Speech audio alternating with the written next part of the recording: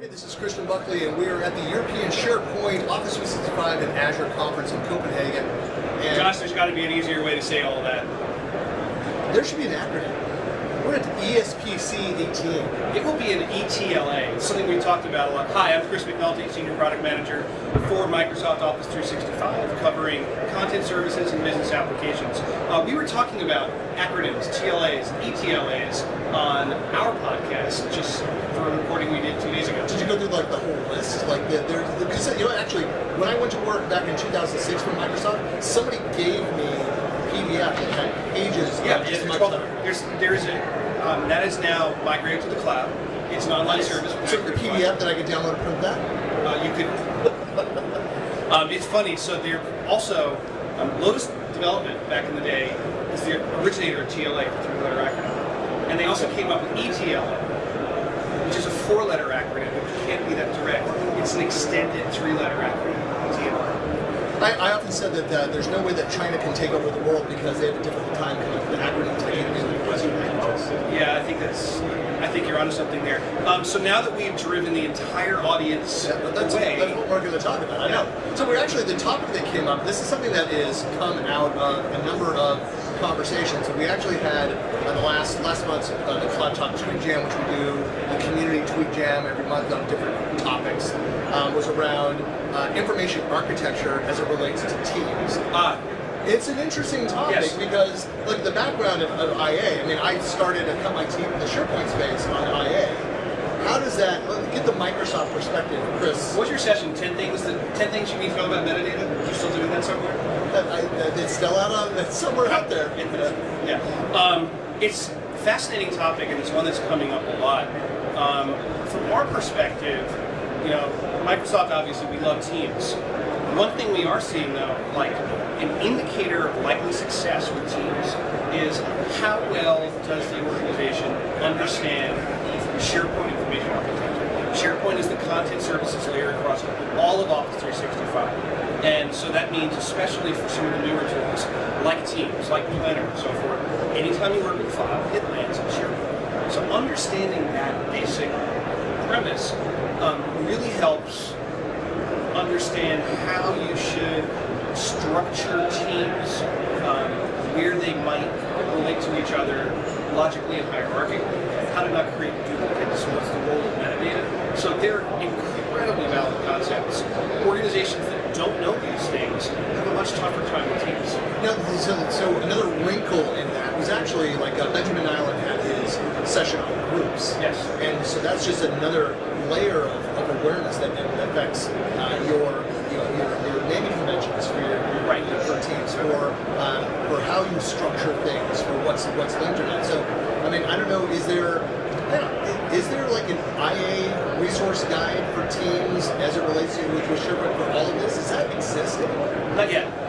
Probably should be. Okay, yeah. So it's a topic that keeps coming up, and I know that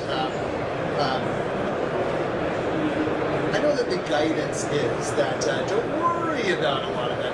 Let teams go out there and just start collaborating and just see what happens. Right. Part of the problem with it is that the further that you get into it, we learned this with SharePoint, we learned this with every technology. Right. The further you get down the road without having thought about these things, the messier it becomes down the road. One of the things that we're working on at Microsoft, internally we describe it as files coherence. If you think about it, the SharePoint layer has all the files, has the versions, has the metadata, has the activity history, and we're trying to make sure that there is that drives a consistent experience across all the suites, including Teams.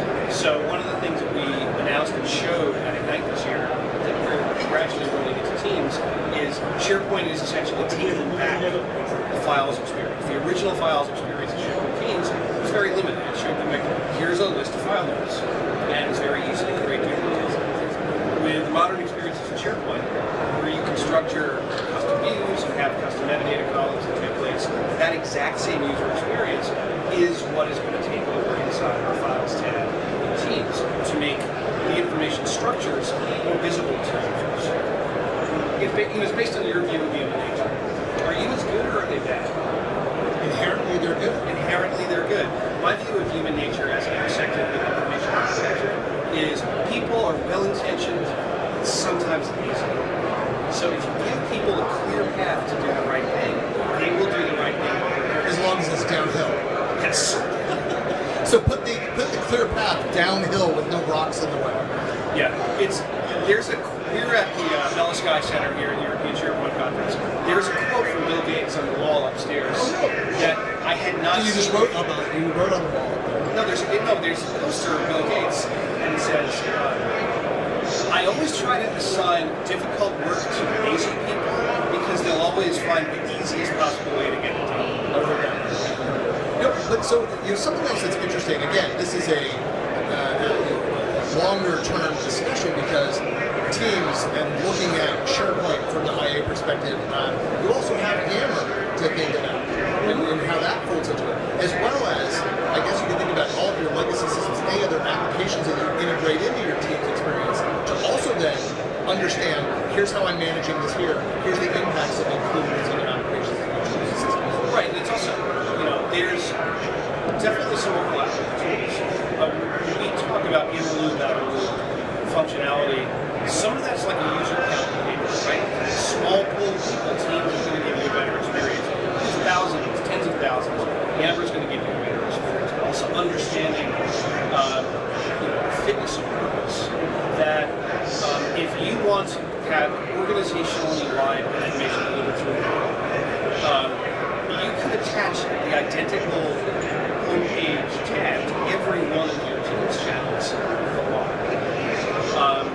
There's a better way to create that shared sense of community. Even though there are some things that seem to be totally constant in the SharePoint world. One, it's back again as governance. It never left, but okay. And also, just because you can doesn't mean you should. Yeah, that's something unfortunately I have to argue with most people. And on newer products, the corollary, just because you should doesn't mean you can. I think the just because you can doesn't mean you should goes to the development team as well. Right. We were talking about some of the features that people are asking for, and some part of me wants to go in and argue. And we were talking about what's out in user voices. What's the most requested thing about Teams that's out in user voices? I actually don't know. That we were talking about earlier. It's one of them. Well, this is just sterling video. Yeah. Jet lag, plead the fifth, branding rights. But there are things that so people will go out and say, well, this would make my life easier if you would go and do things that would fundamentally break how some of the capabilities work. You can go out there and think about around channels and secure channels and that concept and things that where that will actually land, how that will change. Right, and the idea is about creating radically different experiences for files from channel to channel to channel. You can do, but if you have such widely different business needs and business patterns happening, why are they probably have multiple teams. Why are they in channels that are on the same team? Right. Yeah. Completely agree. That's why I was like, why would Microsoft do it? Well, I'm going to develop back when the product team is thinking something through what they might or might not do around that. Yeah, if you're not familiar with User Voice, I encourage you to look at sharepoint.uservoice.com. It's how we crowdsource ideas. You can put votes in on things that you think are important. Anything that gets at least 10 votes, we look at. Anything that gets at least 100 votes, we have to write up and make sure that we acknowledge. It's also can be the first indication of what's going to be added to the roadmap. Because we will go in and update with, we're thinking about this, we're working on this. I'd also say that rarely that there is something that exists within User Voice that you go and search and find out the product that you're interested in. I would say if there's something that is core to your business that's missing, that's the first stop. Go and see, has someone already put in a request for that thing? The next place to go is over to the Microsoft Tech Community and say that there's nothing that's in User Voice, that there's not also some discussion happening in the tech community. Right. User Voice is not strictly linear. I mean, there are things that come in that get one vote, that we look at and go, that's brilliant, we have to do it. And there's things that get 25,000 votes that are like, nope. Never say never, but... I appreciate your vote, thank you. It's democracy in action. We are not bringing back the code pages and info